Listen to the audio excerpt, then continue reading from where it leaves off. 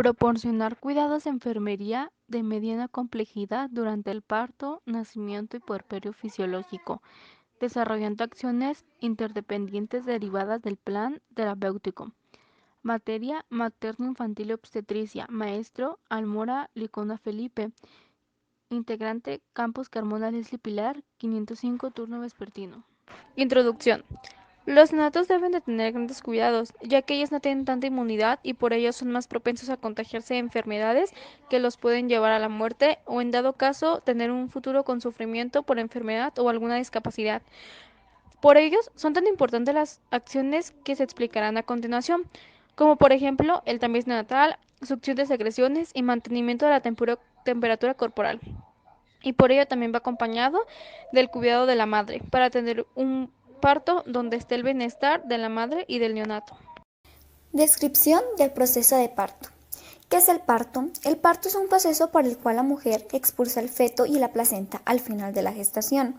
Este consta de 3 fases: la fase de dilatación, la expulsión y del alumbramiento. Hay 2 tipos de parto, el parto eutóxico y el parto distóxico. El parto eutóxico es un parto que se desarrolla con total normalidad por las vías naturales sin exigir la intervención instrumental. Y el parto distóxico son los partos en los que hay determinadas complicaciones que requieren de la intervención médica para que el alumbramiento se produzca sin riesgos. Los problemas pueden ser de origen fetal, materno o de los anexos fetales, la placenta, el cordón umbilical o el líquido amniótico. Existen 4 tipos de pelvis, los cuales son: pelvis ginecoide. Esta se encuentra en el 50% de las mujeres, tiene un estrecho superior ovalado, una excavación espaciosa y espinas poco salientes, y una arcada pubiana de 90 grados. Posee los diámetros adecuados a la cabeza del bebé, por lo tanto es la pelvis más adecuada para el parto. Pelvis androide. Pelvis es el tipo de pelvis de tipo masculino. Esta se encuentra en un 20% de las mujeres. Tiene un estrecho superior en forma triangular, el estrecho inferior reducido con espinas ciáticas prominentes y un arco suprapubiano agudo, y es la menos favorable para el parto. Pelvis antropoide. Esta se encuentra en un 15% de las mujeres. Tiene un estrecho superior de forma elíptica, predominando los diámetros anteroposteriores sobre los transversos, y tiene un promontorio alto y un estrecho inferior ensanchado. Y por último está la pelvis platipeloide. Esta se encuentra en un 5% de las mujeres, tiene un estrecho superior muy ovalado, disminuyéndose los diámetros anteroposteriores y predominando los transversos, y tiene una arcada pubiana muy abierta. Fases del trabajo de parto. Esta etapa consta de 3 periodos que son la dilatación y borramiento, el expulsivo y el alumbramiento. Dilatación y borramiento. Es el periodo más largo del parto, abarcando desde el inicio de la dilatación cervical hasta que se alcanza la dilatación completa, cuando el diámetro del cuello es de 10 centímetros. En esta fase las contracciones son más fuertes y regulares, siendo las responsables del borramiento y la dilatación progresivas del cuello uterino. En esta fase hay de 2 a 3 contracciones cada 10 minutos de intensidad media. Normalmente en una mujer primípara primero se borra el cuello y a continuación comienza a dilatarse. Sin embargo, en mujeres que ya han parido anteriormente puede darse el borramiento y la dilatación de forma simultánea. Esta se divide en 2 fases, la fase latente y la fase activa. La fase latente tiene una duración de 20 a 14 horas, tiene poca dilatación, hay modificación del tejido conectivo, la analgesia y la sedación son capaces de detener el trabajo de parto y termina a los 4 centímetros de dilatación. En la fase activa hay una rápida dilatación, no se altera con la sedación ni la analgesia e inicia a los 4 centímetros de dilatación y termina a los 10 centímetros de dilatación. El expulsivo comienza cuando se alcanza la dilatación completa y finaliza con la salida del feto al medio extrauterino. Su duración es variable y depende de los factores tales como la paridad, el tamaño fetal, la presentación del mismo, la utilización o no de analgesia epidural, etc. Se considera que la duración del mismo es normal cuando no supera las 2 horas en ulíparas y 1 hora en multíparas, debido a los efectos de la analgesia epidural cuando se hace uso de las mismas. Estos tiempos se alargan, considerándose dentro de los límites normales hasta 3 horas en ulíparas y hasta 2 horas en multíparas. El alumbramiento se inicia cuando el feto se ha expulsado totalmente y termina con expulsión de la placenta. La duración de esta fase es de 15 a 30 minutos. Mecanismos del trabajo de parto.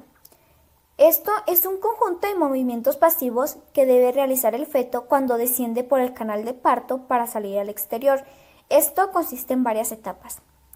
Empezamos con el encajamiento y el descenso. Esto se refiere al momento en el que el mayor diámetro de la presentación fetal atraviesa la apertura superior de la pelvis. Cuando la presentación es cefálica, el mayor diámetro es de 9.5 centímetros. Es el biparietal, entre los dos huesos más parietales del cráneo del bebé. Si se presentan en algas, el mayor diámetro está entre las caderas. El encajamiento puede confirmarse mediante la palpación. Descenso. Es el paso de la presentación fetal a través de la pelvis. No es un proceso continuo. La mayor parte del descenso se produce al final del periodo de dilatación y durante el de expulsión.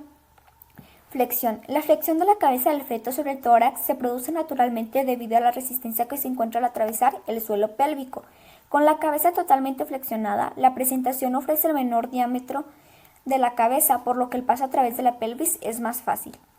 Rotación interna. El feto realiza un movimiento de rotación en el que se acomoda el diámetro mayor de la cabeza al mayor de la pelvis, de tal manera que la estructura sagital de la presentación es paralela al diámetro anteroposterior. Rotación externa.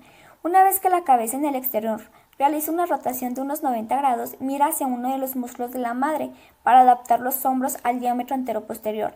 Tras esto se produce la salida del hombro anterior, del hombro posterior y la expulsión fetal completa.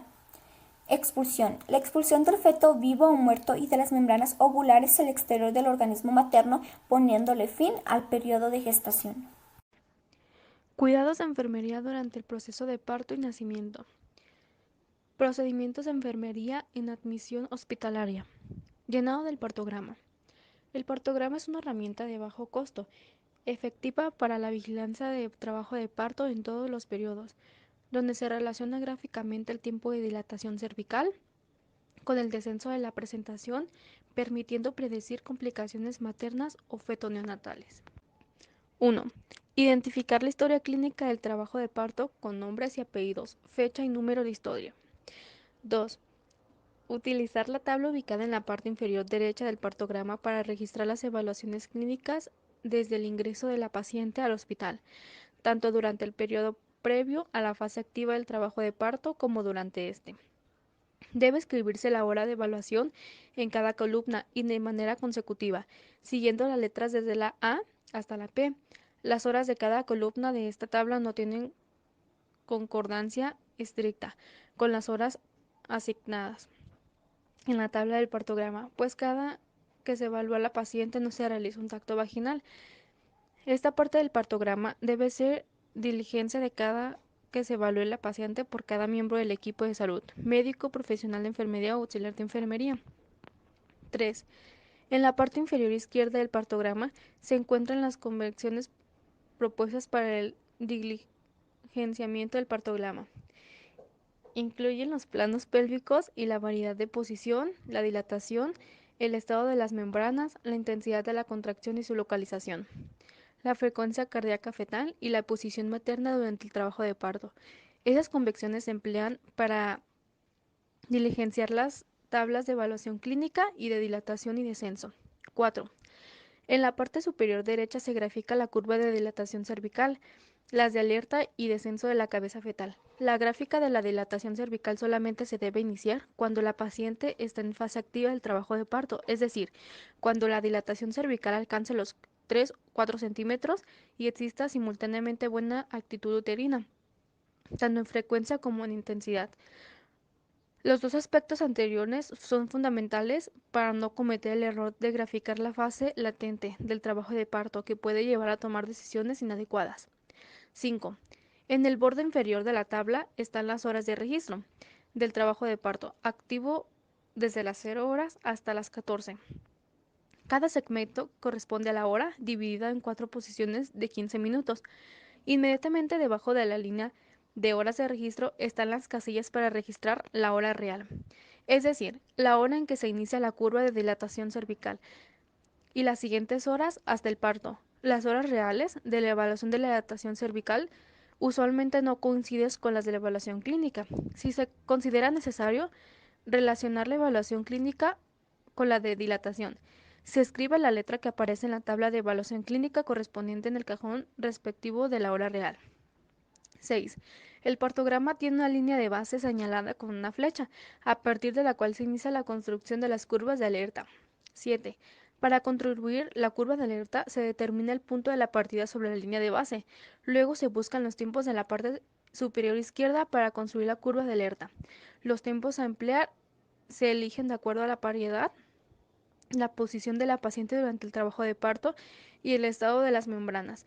Si la paciente es multipara, tiene las membranas íntegras y está acostada, los tiempos a utilizar para construir la curva de alarma son los que corresponden a esas características. Las flechas indican el tiempo que se demora una paciente determinada en pasar a un centímetro a otro. 8. Para construir la curva de alerta se deben tener en cuenta los siguientes aspectos. A. Si la paciente integra con 5 centímetros de dilatación, inicia la curva de alerta en la línea de base. B. Si la paciente ingresa con 6 centímetros de dilatación o más, iniciar la curva de alerta con el punto que inicia la dilatación correspondiente. C. Si se inicia de registro gráfico por debajo de la línea de base antes de 4 centímetros de dilatación, se debe trazar la línea recta que una los puntos de la dilatación por debajo de la línea de base y el siguiente que esté por encima de la misma y construir la curva de alerta desde el punto donde la línea recta intercepta la línea de base. 9. Para construir la curva de descenso de presentación estación, se debe tener en cuenta los siguientes aspectos. A. Emplea la línea del extremo derecho del partograma identificada como planos.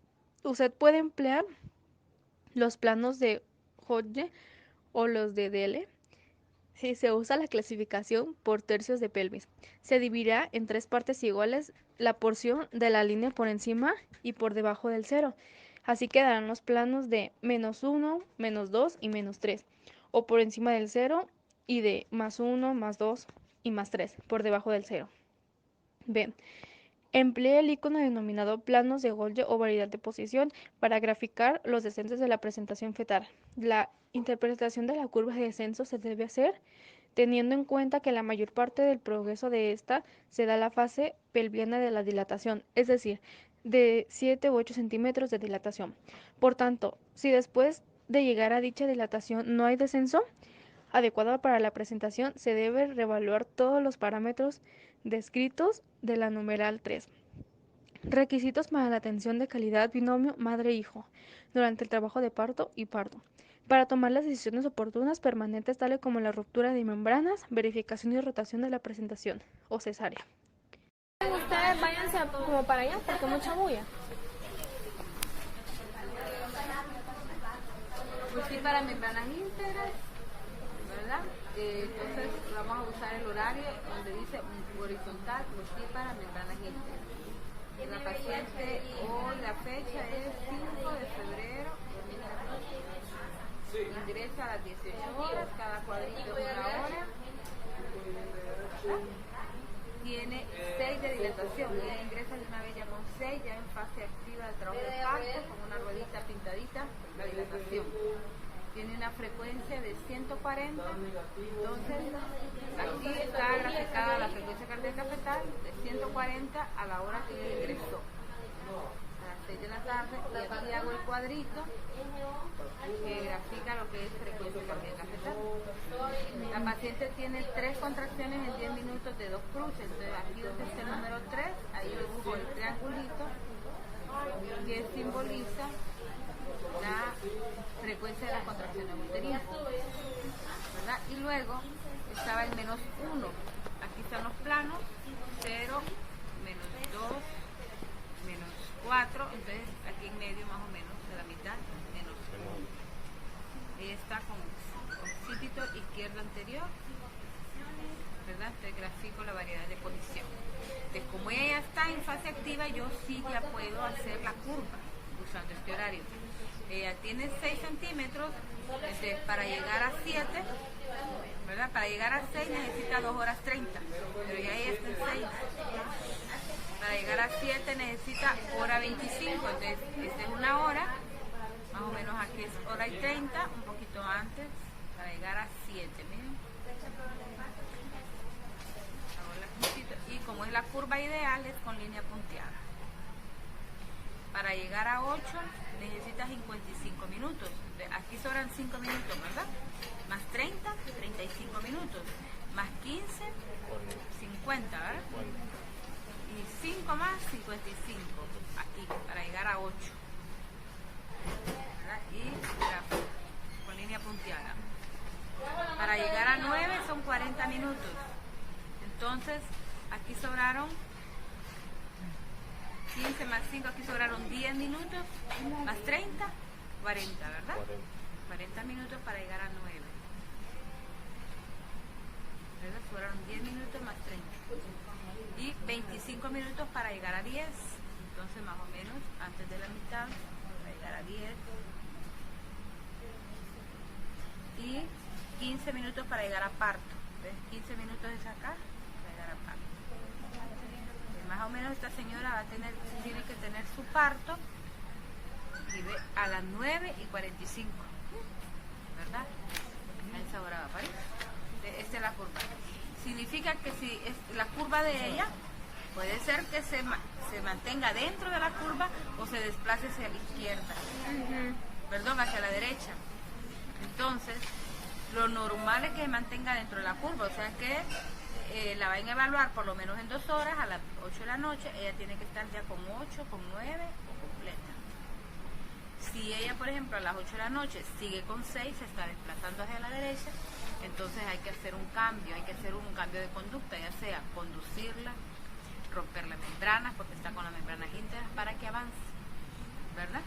Entonces, para lograr que entre otra vez de nuevo a la curva, si yo le evalúo 1 hora después, ella tiene que estar completa para que esté dentro de la curva, ¿verdad? Porque si aquí está con 6, en 1 hora tiene que estar completa y tenga su parto a la hora que está. Esa es la curva ideal, entonces. Esta es la curva ideal. La curva real se dibuja con línea continua, ¿verdad? Y aquí la posición dorsal, la presión arterial la tenía en 120/60, parece, me dijeron, ¿cuánto? 80 de pulso, frecuencia cardíaca 140, duración de las contracciones, tenía buenas contracciones, 45 segundos, 3 en 10, suprapúbico, de 2 cruces estaban, membranas íntegras. Entonces así es el control que se lleva cada hora. Este es el partograma. Posición de litotomía. La posición de litotomía se denomina también posición ginecológica o posición supina. La mujer embarazada se coloca en una cama o camilla, tumbada sobre su espalda en una postura horizontal. Sus piernas se colocan apoyadas sobre las palmeras de la cama o camilla. Ventajas: mayores diámetros pélvicos, adecuada para partos instrumentales, cómoda para los profesionales. Facilita la colocación del aparataje para el control de la frecuencia cardíaca fetal y de las contracciones. Asistencia de enfermería en procedimientos específicos. Parto amigable. Esto incluye dar a luz a un bebé sano en un ambiente seguro desde el punto de vista clínico y psicológico, y contar con apoyo práctico y emocional continuo, es decir, estar acompañada en el momento del nacimiento y ser asistida por profesional amable y con competencias técnicas adecuadas. Registro de frecuencia, duración e intensidad de las contracciones uterinas. La duración de las contracciones se mide en segundos desde el endurecimiento del útero hasta su relajación. La intensidad de las contracciones, que se clasifican como débiles cuando el útero se puede deprimir en el acme de la contracción. La duración en general es inferior a 40 segundos. La frecuencia de las contracciones, para establecerla, se mide el tiempo transcurrido desde el comienzo de una contracción hasta el comienzo de la siguiente, o mejor el tiempo entre las 3 contracciones, o cuando son especiadas, el número de contracciones observado durante 15 minutos. La frecuencia se expresa por el número de contracciones en 10 minutos o por el intervalo entre las contracciones, ritmo de contracciones. Puede ser regular cuando el intervalo entre las contracciones es igual o regular cuando dicho colapso varía. Son frecuentes 2 tipos de irregularidades. A. Las contracciones se producen en salvas de 2 o 3 contracciones con un intervalo regular entre ellas, y luego un lapso más prolongado se repite otra salva. La intensidad de las contracciones generalmente es máxima en la primera de la salva y va disminuyendo en las siguientes. B. Las contracciones son muy irregulares y no se puede establecer un intervalo fijo entre ellas. Su intensidad también es variable. Exploración física y auscultación de la frecuencia cardíaca fetal. La finalidad de la exploración física son comprobar el crecimiento normal del útero, evaluar el líquido amniótico, determinar el estado del feto, crecimiento, acomodación. Se examina la altura del fondo uterino. Esta se mide de la siguiente manera. 1. En mujer de cúbito supino. 2. En la línea media, poner uno de los extremos de la cinta métrica sobre el borde superior de la sínfisis del pubis. 3. Se extiende la cinta métrica sobre la línea media hasta el punto en el que se alcanza el fondo uterino. También se realiza la medición de la altura abdominal. La cintura se mide a nivel del ombligo materno. Después de las 24 semanas de gestación, la cintura debe aumentar 2.5 centímetros por semana. Al final de la gestación debe alcanzar 100 centímetros aproximadamente. La auscultación de la frecuencia cardíaca fetal se realiza a partir de las 18 semanas de gestación. Técnica. El estetoscopio de Pinard se actúa en el abdomen materno sobre la localización del dorso fetal hasta identificar el foco de máxima intensidad. Presentación cefálica a mitad de camino entre el ombligo y la ilíaca anterosuperior. Presentación podálica alrededor del nivel del ombligo. Bloqueo epidural. Este procedimiento adormece o causa una pérdida de sensibilidad de la mitad inferior del cuerpo. Esto disminuye el dolor de las contracciones durante el parto. Técnica. Se coloca al paciente de cúbito lateral o sedestación. 2. Se utiliza una solución antiséptica para desinfectar el área puncional. 3. Insertar la aguja entre las vértebras para llegar a la médula espinal. 4. Al finalizar se coloca un apósito en el área donde fue la punción. Preparación de la mesa de parto. Es importante para garantizar un proceso de parto estéril y facilitar al médico y a la enfermera todos los materiales médico-quirúrgicos en orden y ubicación adecuada. Materiales. 1. Guantes estériles. 2. Mesa de parto. 3. Bounder o paquete de parto. 4. Mascarilla. 5. Cobertor de cabello. Cobertor de zapatos. 7. Bandeja de pinzas. Se utiliza para colocar placenta. 8. Silocaína al 2% para infiltración. 9. Jeringa de 10 centímetros cúbicos. 10. Aguja número 1 por 1,5. 11. Bandeja de la placenta o brushing placenta con los instrumentos de parto. Procedimientos. 1. Se realiza el procedimiento previo a transferir al cliente a la sala de partos. 2. Lavarse las manos. 3. Preparar el material y verificar fecha de expiración y color de las bandas que indican el contenido que está estéril y asegurarse que el paquete no esté mojado ni contaminado. 4. Colocarse equipo de protección, mascarilla, bata, protección de cabello y zapatos. 5. Abre el paquete de parto sobre la mesa de parto, colocándolo en el centro de la mesa de manera que el doblez de la envoltura superior se abra del lado opuesto a uno mismo.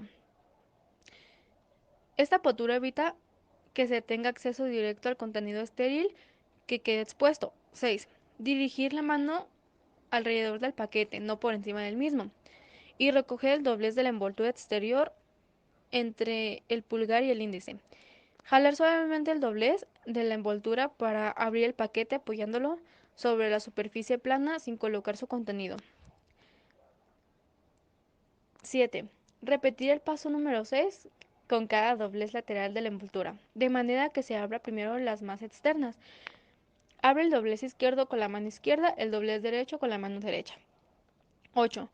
Abrir el cuarto doblez hacia uno mismo, jalando la esquina doblada. Debe asegurarse que su ropa o cuerpo no toque el contenido del paquete, pues se considera contaminado. 9. Abre la bandeja de la placenta que contiene los instrumentos sobre otra superficie siguiendo los pasos del 1 al 8. 10. Colocarse los guantes estériles. 11. Con los guantes estériles puestos y sin contaminar ninguno de los dos paquetes, coloque la bandeja de la placenta dentro del paquete de parto y luego ábrala.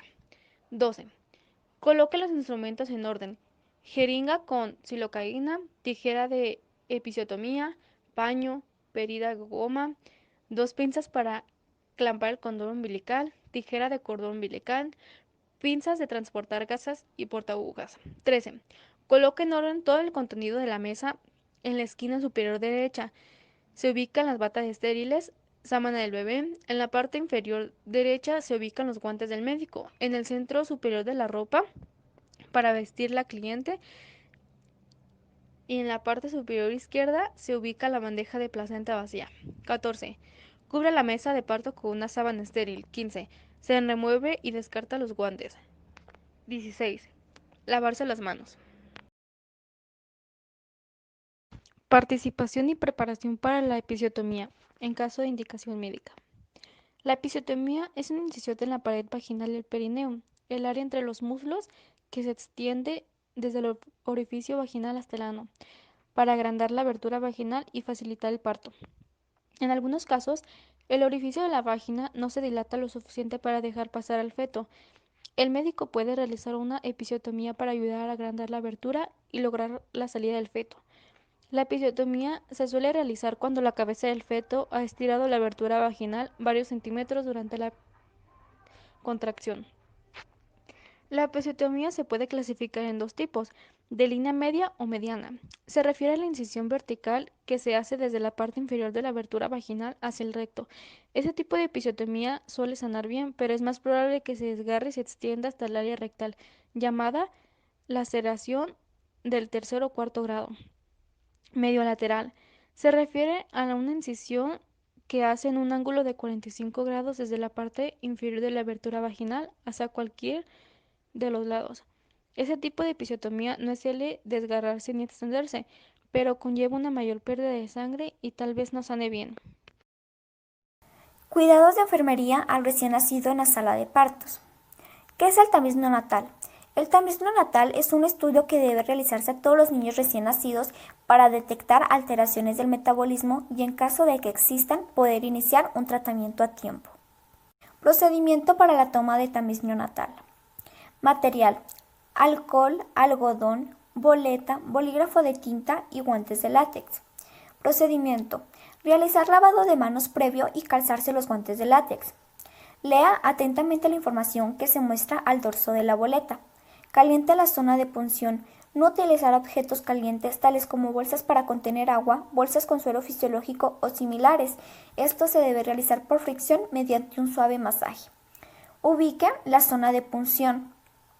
Limpia la zona de punción con un algodón impregnado con alcohol etílico de 70 grados y secar con un nuevo algodón o al aire. Abre el empaque de la lanceta, luego colóquela en la zona de punción con el logo de la misma viendo hacia usted y de forma perpendicular al pie. Presione el botón blanco de la lanceta manteniéndola así por 3 segundos sobre el área de punción. Sostenga firmemente el pie sin presionar la zona de punción, de lo contrario interrumpirá el flujo de sangre. Elimine la primera gota con el algodón. Espera que se forme una gota grande de sangre. Al desprenderse la gota, debe ubicarse dentro del área punteada del papel filtro. Deposite de la misma manera una gota de sangre en los 4 círculos delineados por el papel filtro. La piel del talón no debe tocar el papel de filtro. Limpie con un algodón seco el área de punción y genere una ligera presión. Llenar como corresponde el carnet de desarrollo integral del niño y la niña y descarte el material utilizado de forma apropiada en los envases correspondientes. Procedimientos de enfermería y medidas de control y seguridad. Aplicación de precauciones estándar. Higiene de las manos, equipo de protección personal. Esto incluye guantes, bata, cubrebocas, etc. Prevención de pinchazos y otras lesiones con instrumentos punzocortantes.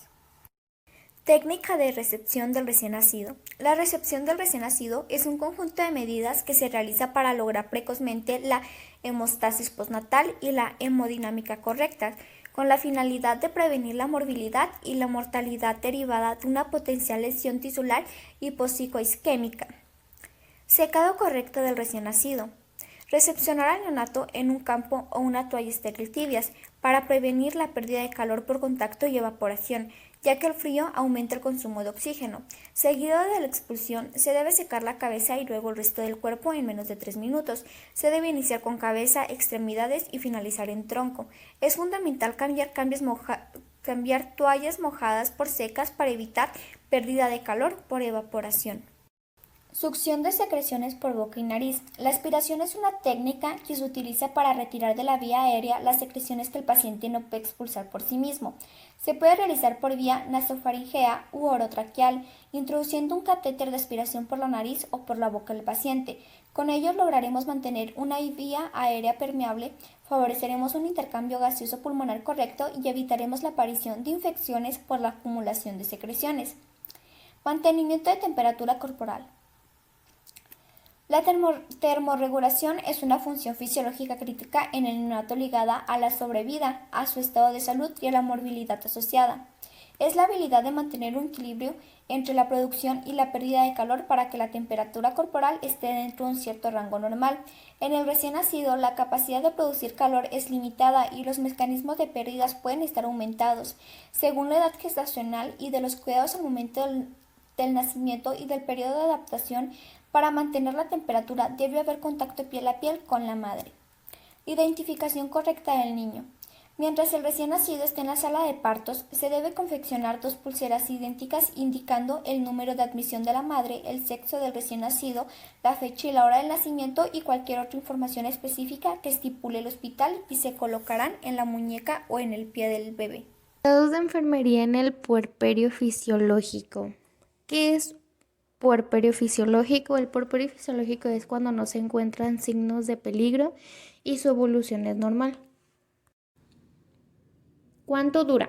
Al término del parto, inicias un periodo en el que se extiende por unos 45 a 60 días llamado puerperio fisiológico, aunque en algunas mujeres que dan de amamantar por un periodo prolongado y activo, el puerperio se les extiende un poco más.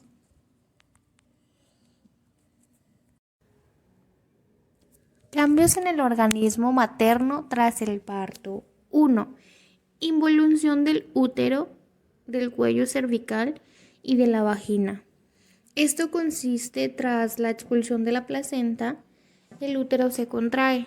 El cervix o el cuello del útero también va involucionando y sufre una reparación de su estructura que no será perfecta. Por ese motivo, las mujeres con más de un parto tienen el orificio cervical externo entreabierto, pero el interno queda cerrado. 2. La vagina.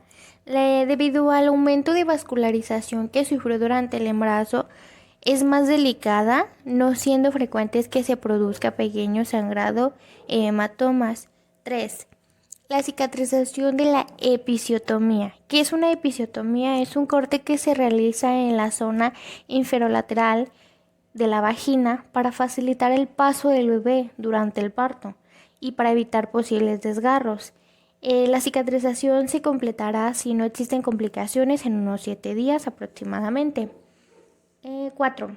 En los días posteriores al parto aparecen los loquios.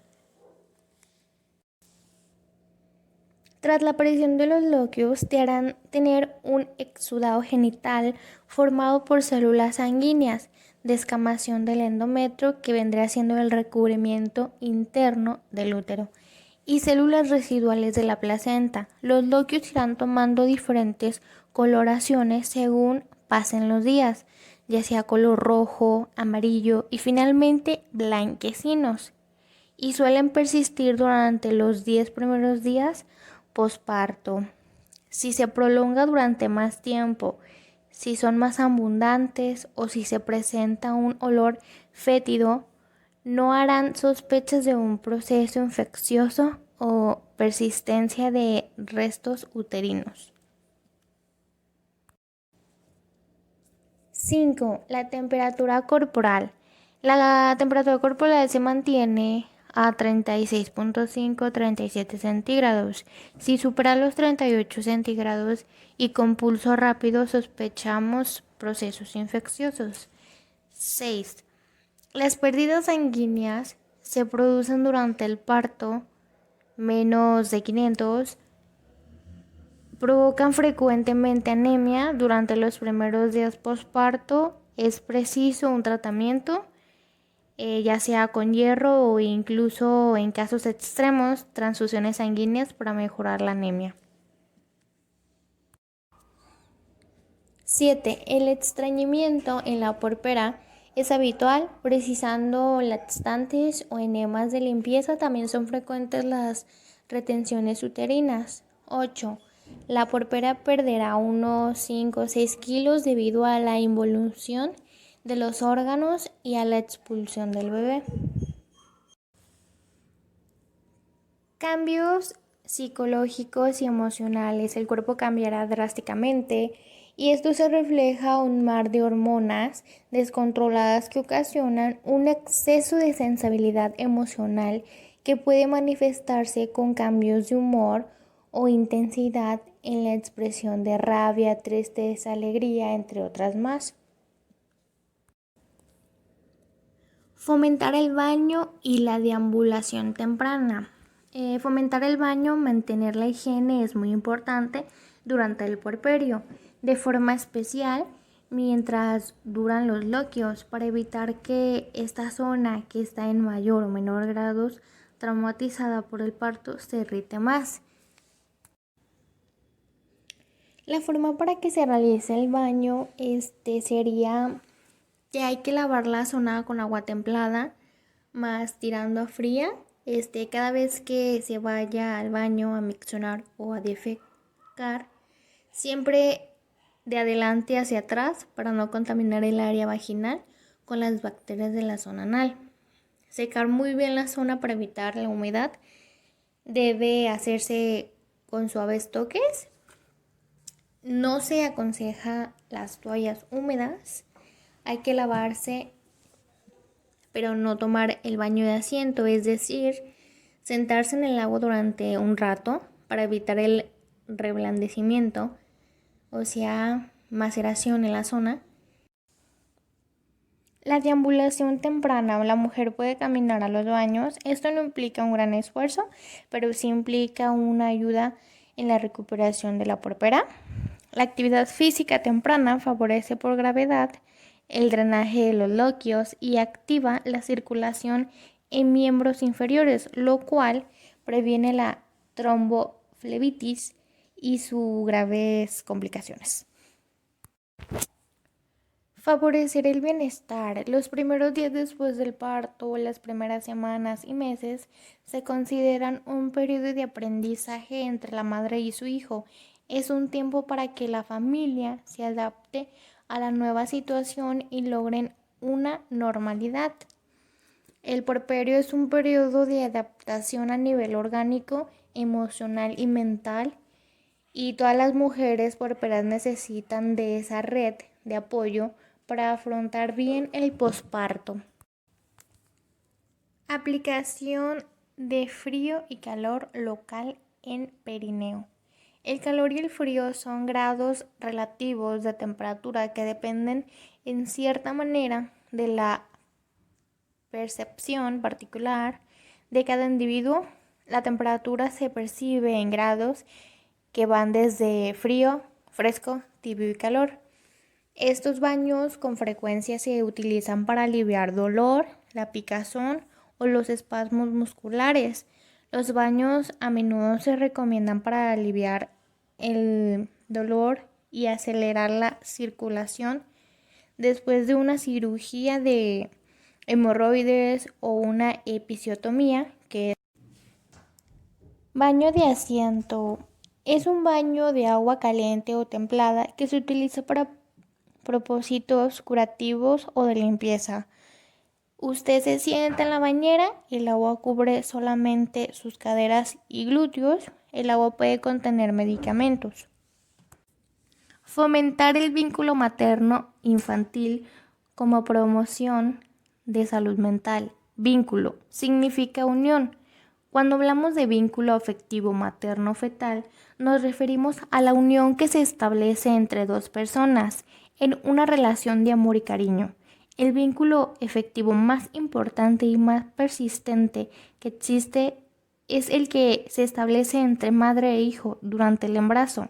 El vínculo afectivo se crea desde el momento en que tu bebé está dentro de tu vientre y te relacionas con él. Durante los últimos meses de embarazo, tu bebé está lo suficientemente maduro, físico e intelectualmente como para poder recibir y sentir mensajes de afecto y además ser capaz de responder a ellos, creando una conexión y un vínculo entre ustedes. Fomentar e iniciar la lactancia materna. La OMS recomienda que se alimente al bebé con leche materna desde la primera hora de vida. La primera leche materna, que es el calostro que produce la madre en los primeros 3-4 días después del nacimiento del bebé, es rica en vitaminas liposolubles como la E, la A, potasio, caroteno y minerales como sodio y zinc. Además, contienen muy pocas cantidades de lactosa y grasas. Tienen una alta concentración de proteínas protectoras como la lactoferina, linfocitos y macrófagos, protegiendo al bebé de los gérmenes que se encuentran en su entorno y fortaleciendo su sistema inmune. Conclusión. Con todo esto mencionado, concluimos que el personal de enfermería debe de estar muy atento a cada uno de los procedimientos a realizar, ya que con un error tan pequeño puede haber grandes consecuencias dañinas para los pacientes. Por lo tanto, cada día de práctica es una gran enseñanza para los siguientes días ser mejores en nuestra labor. No queda más que descartar que los enfermeros somos un gran apoyo, tanto algo simple de realizar como la toma de somatometría y signos vitales, como estar en un quirófano y estar al pendiente de cada paso que realiza el cirujano, que en pocas acciones se hacen grandes logros.